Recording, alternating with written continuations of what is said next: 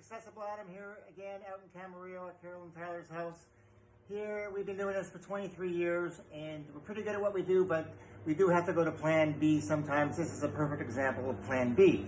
When we first installed this threshold ramp, we put in a rubber threshold ramp by the back patio door here. And I got a call a few weeks later from Carolyn who said, Adam, look, I love the stuff you did, but this threshold ramp is not working for us. I don't feel safe in my feet.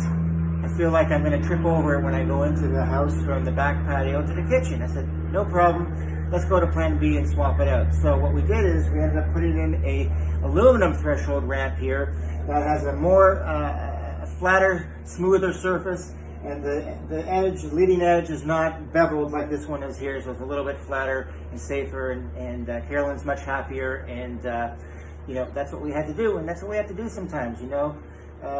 It's not rocket science, but we do have to think outside the box to come up with plan B solutions sometimes. Ask Accessible Adam, signing off.